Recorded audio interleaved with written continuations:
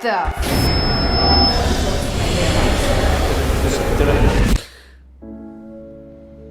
So what do you do, Daniel?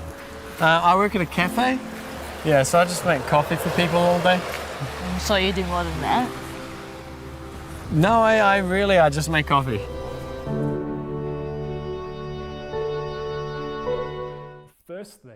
First thing I noticed, or continually noticed in your film, is like That was incredible. Oh, sorry, you go. let me finish. Is that it's like, oh, it's that person from 48 Hours. Oh, it's that person from 48 Hours. I know all these people from 48 Hours. That's so cool. Nobody's ever said that before. I guess through 48 Hours, you meet so many different people that you want to work with again. So when it came time to choosing cast and people to come and help out and things, they were naturally first choices, I suppose.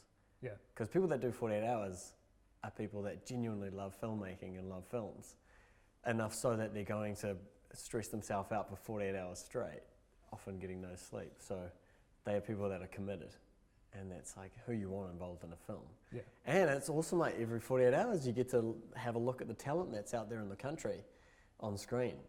So it's like you get all these auditions to choose from. And being based in Wellington as well, I'm guessing you'd all be a lot more tight-knit than, say, in Auckland, which is just... Yeah, although I found people in Auckland, because I moved here a couple of months ago, I found people here are super nice and really accepting. As opposed to what? As opposed to what I expected Auckland to be like. Kind of everybody talks from Wellington. Yeah, it feels like Wellington to Auckland is what New Zealand is to Australia. You know how sometimes we pull Australians down and we say, oh, they're so whatever. Yeah. That's kind of how Wellingtonians talk about Aucklanders in a lot of ways. And when you say you're going to move to Auckland from Wellington, you get a lot of shtick. People. Yeah, I'm pretty sure Aucklanders feel the same way about Wellingtonians, just in a different light. Oh, do they? Yeah, I mean, we call them the hipster capital of New Zealand, It's so even much though more hipster. even though Wellington is the capital of New Zealand. But yeah. Yeah, but no, it feels that way. It feels like in Wellington, people wear things that make them look unique, whereas in Auckland, people wear things that make them look good. Which That's is also not unique at all. Yeah. But no, I get what you're saying. So how long did it take you to make the film? I started writing it, I think, last August or last October, and then we started shooting it last January. So yeah, I mean, and it only took a couple of months to get a cut, but it's the sound work, the music, the visual effects, the color grade. Those are the things that take the time. Still, that's less than a year, and you made a film. Yeah. Every time I ask that question, I mean January last year. Oh, okay. Yeah, right. so it's been a year and a half. Still. That's still pretty good. Yeah, I hear horror stories about how it's taken like 6 years to make your no-budget film. Yeah, well, that was kind of our plan. It was like, let's just go out and shoot something. We were so sick of not making films. I was so sick of not making feature films. It's all I want to do. So I thought, why wait until later for ducks to become in rows? Like, I'll put these ducks in a row now and get something done. Even if it's not the masterpiece, it's not our magnum opus. Just wanted to do something. And I'm so glad we did. Now, what was your deadline? Was it specifically to try and get to the film festival, or were you more casual with it? Well, we were really casual. We had no distribution plan. I made a short film with Simon Duncombe, who's my DOP and collaborator for CHRONESTHESIA. I made a short film called About Last Night, and it was just a dialogue-driven piece. And from that, I got invited in to talk to Dave Gibson, the CEO of the Film Commission, and he asked what the plan was for the future. And we were already shooting CHRONESTHESIA by this stage. I told him about that. And he said, what's your marketing plan? What's your strategy for post and for finishing? And I had to admit, I hadn't thought about it. I had no plans. I had no deadlines in place. We had nothing that we wanted to hit or finish by. We just knew we wanted to make a cool film, and that was it. Then when we found out the deadlines for the New Zealand International Film Festival, that's what we worked to. And that was all, it's so great working towards a deadline. You know when you have to have things done. It really pushes you. So do you have a marketing plan in place now? Yes. Now we've got a guy that came on board, Tim Hope his name is. He used to work at the Film Commission. He's super knowledgeable about film festivals all around the world. He's got all these great ideas for like social media and for marketing and hype, things like that. We've got a pretty nice plan. We've got some stuff lined up for next year. I've been receiving messages, and I've decided I'm just going to go with them. Okay. Look for somebody. Just Yeah, just someone. Who are you looking for? Okay, a girl. What's your name? Sophia. How are you? Good. Who's this guy? Thought it was just me and you. Dan, Simon, how are you? what are you doing? I don't know. I'm on a search too. So she could be anywhere out there. I'll make you a deal. What's a romantic advice from me? And you'll help me find Genevieve? Yeah. Is there a specific audience you think this caters to? No, I don't think there is a target demographic. There's young people in the film, there are older people in the film, there are people of different backgrounds and ethnicities in the film. The themes are just kind of like empathy and love and, you know, isolation or, you know, mental illness and stuff. I feel it's pretty wide-reaching. I feel you could take anybody to see it and you'll get something out of it. When you see the final product, how often do you feel like I wish I changed that, or I wish we shot that again? Is it because I know in 48 hours I feel that all the time, but is it quite different for a feature film? No, it's the same. It's every single shot. like it actually, like maybe not every shot, because there is some stuff that I'm so proud of in this film. I don't know how we pulled off some of the stuff we did. Having said that, yeah, shooting in harsh sunlight, that sucks. I wish I knew that before we started. And that's the things that you learn. So now when I watch a scene and it's in, you know, harsh sunlight, we didn't have a crew or gear really. So we didn't have diffusers or anything. So we just had to roll with what we had. And if we had money and time and a crew, you know, the person power, we could have done some different things. That's part of the beauty of it though. I'm not so much looking at regrets or things that I want to change. I'm just looking at lessons and things that we will change next time. So you also mentioned how it would be good to hear both good and, well, I won't say bad, but negative criticisms about the film. But what do you think, what are you actually looking for in terms of negative criticism? Because it'd be kind of asshole-ish if someone just went, the production is a bit poor. Because of course it is.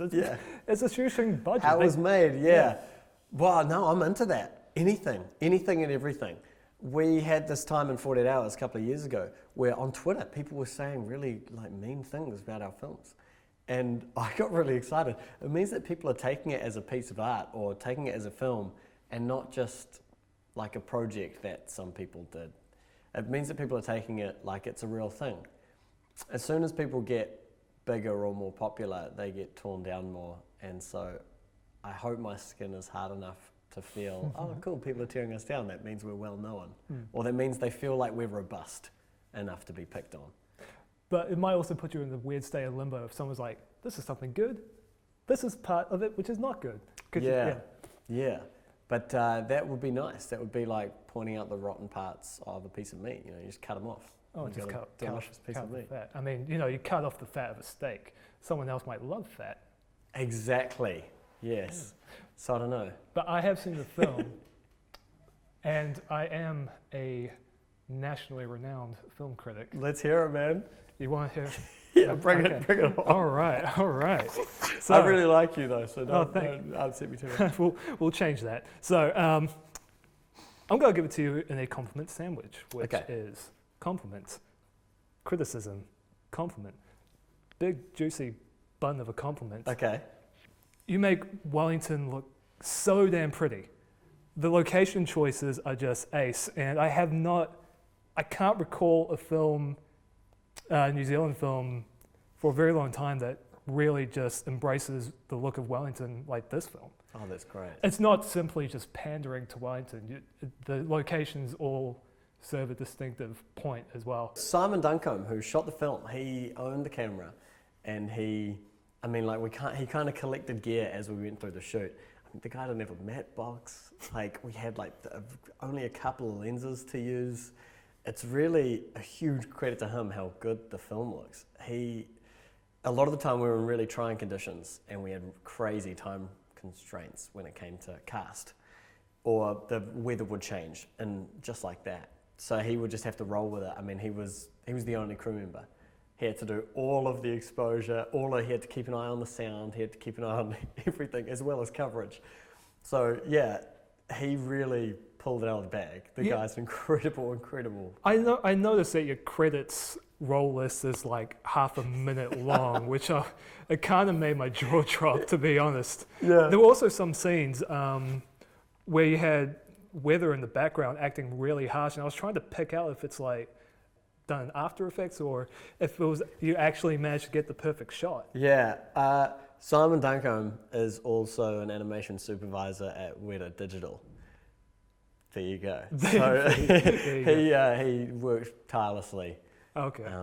And he also, again, like because of deadlines and because of his own personal deadlines with his work, he worked hard and long to make stuff look a certain way. So you also have it's not you've built up this connection of really strong actors, which when you're dealing with, say, a person with schizophrenia, very, very tough to not only act in the role but also direct in a way that's serviceable. Yeah, and it's a tricky subject matter to deal with. Yeah, and in part, Colin Holloway just nailed it. I thought. I'm glad. Well, actually, I should ask. Did he improv a lot of the scenes? Or Yes. Well, more so the climax. Both of his parents, his father is, I know, a psych nurse. He grew up around a lot of people that had mental illness. And it only took like one meal with him to talk through kind of what we wanted to go for with the character of Zach. And he got it. He knows. Like, he's just such a great actor. He could just hook in and it kind of gives exactly that vibe. And the whole point of the film is, to not be afraid of people that have mental illness and not treat it like it's this scary thing or unpredictable thing. The climax, though, had to be that way for a dramatic story reason. And he brought it. I mean, he was great. And it was just as easy as telling Michelle Nee, who plays Sophia, like, this is kind of how you deal with people that are having an episode, and just try and deal with them, and he will, deal back. Now, let's get down to let's hear this meaty part. To the middle part. All right. So, attack me. Oh, don't call it an attack. Can it just be like a hug around the arm? Yeah. It sounds good. This is what I think. You have quite a sunny presence on screen, and that works for a lot of the romantic elements for it, because the film has quite a cool sense of whimsy to it that you hardly ever see in New Zealand films. That's cool. And so that's serviceable to that point.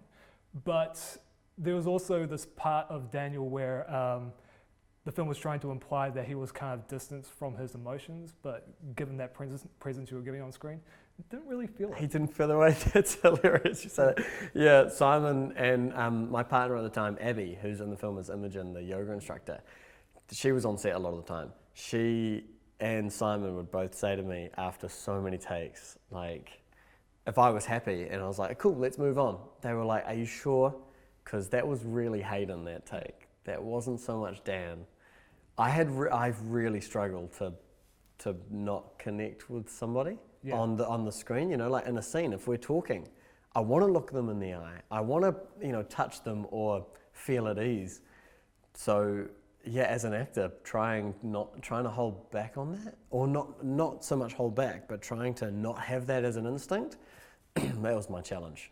My other, I would just call it significant criticism, is I can't really say too much about because it would be a sort of spoiler to the film. Yeah. But its sci-fi element, I felt it was kind of light. Mm-hmm. It hooked me to know what these elements were that were coming into play, and kind of felt like it just sort of diffused rather than really sort of hit you. Yeah, interesting. Yeah, that's a hard one genre-wise. Like, what genre is the film? That was something else I was asked really early on. And you should always know, apparently, from the beginning. You should know exactly what genre it is, exactly who your demographic is, and know what you're going to do with the film. Yeah. I don't know any of that. I kind of just wrote what I thought would be really fun to watch. And that psychological slash... I don't call it a sci-fi element, I find it just psychological. Because it is a real theory. That's a real theory that chronesthesia happens. Time travel of the brain, chronesthesia. And it's a plot device, really. It's only in use as a plot device, not so much as an intriguing part of the story. Yeah. Well, that just flips it right back down to the other compliment bun, is that despite what you were told about it has to be this specific genre, I really like how it blends romantic comedy and sci-fi. Oh, great. As well. Cool. Because that's the same thing that I found appealing with the other indie sci-fi film, Jake, which is directed by Doug Dillerman, is that it's not specifically sci-fi, but it's not specifically another thing as well, and it can twist and turn genres. And I often get frustrated that we only promote films in New Zealand that are strictly adherent to one genre. Yeah. So the fact that not only is this film out that blends those genres, but also makes Wellington really, really, really pretty, and doesn't go on for like 2.5 hours or anything. Yeah. It knows how to actually keep a pace. I appreciated that. Oh, that's great. Thank you. I love films that aren't just one genre. I mean, I can't pinpoint what Back to the Future is. It's like kind of family, kind of comedy, kind of action. So yeah, that's what I want to keep doing.